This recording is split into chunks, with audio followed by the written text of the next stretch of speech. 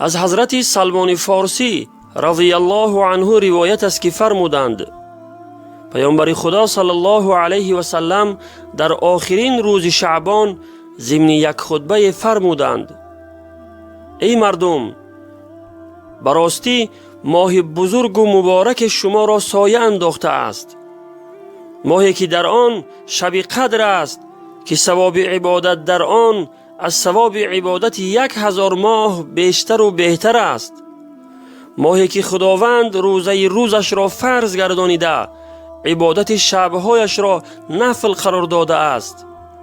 هر کس در آن ماه با یک عمل خیر به خداوند تقرب و نزدیکی جوید و مثل شخصی است که یک فرض را در غیر این ماه ادا کرده است، یعنی خداوند ثواب یک عمل فرض را به او می دهد و شخصی که در این ماه یک عمل فرض را انجام دهد و مثل شخصی است که 70 عمل فرض را در غیر این ماه ادا کرده است.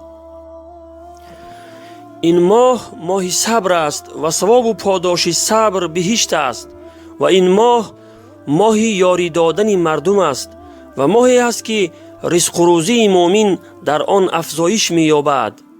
هر کس روزداری را افطاری دهد، یعنی روزش را بکشاید، این عمل او سببگار آمرزش گناهان و نجاتش از آتش دوزخ می شود و به اندازه ثواب آن روزدار به او ثواب می رسد، بدون اینکه از ثواب آن روزدار چیزی کم شود.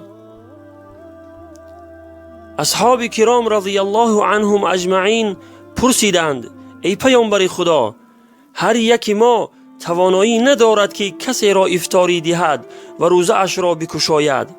پیامبر خدا صلی الله علیه و سلم فرمودند: خداوند این اجر و ثواب را به کسی خواهد داد که با یک دانه خرما یا یک پیاله آب یا شیر روزدار را افطاری دهد و روزه اش را بکشاید.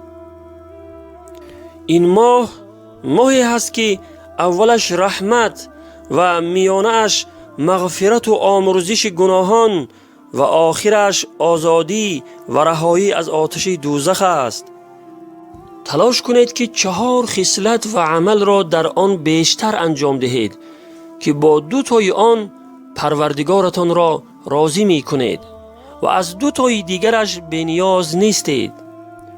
آن 2 خصلت و عملی که خداوند را با آن راضی می کنید گواهی دادن است به این که نیست معبودی بر حق بغیر از الله تعالی و طلب استغفار و آمرزش کردن از اوست.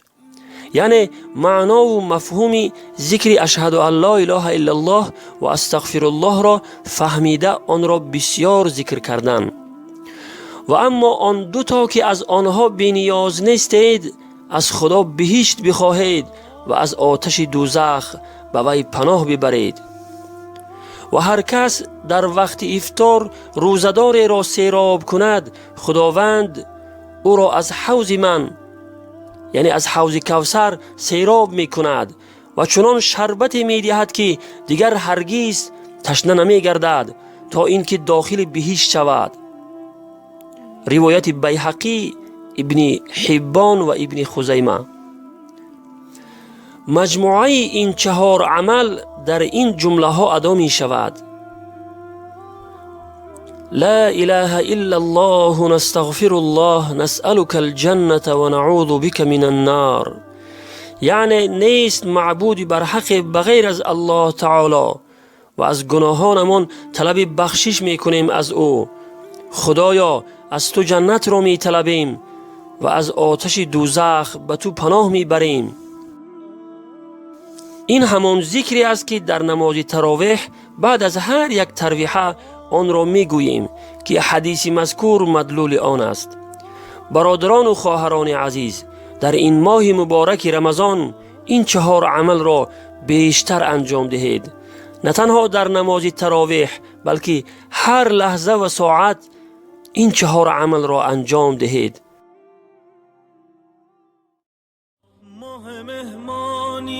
مهمان خدا شده ای دعوت به مهمانی بیا، بنشین بر سفره خانه خدا، نوش جان کن از مناجات و دعا. با طلوع عطر ماه رمضان شکر کن شکر خدای مهربان. ماه تسکین دل است ماه سیاه، گر ز دل باشد تراویح و قیام. روز درمان است بر هر جسم و جان.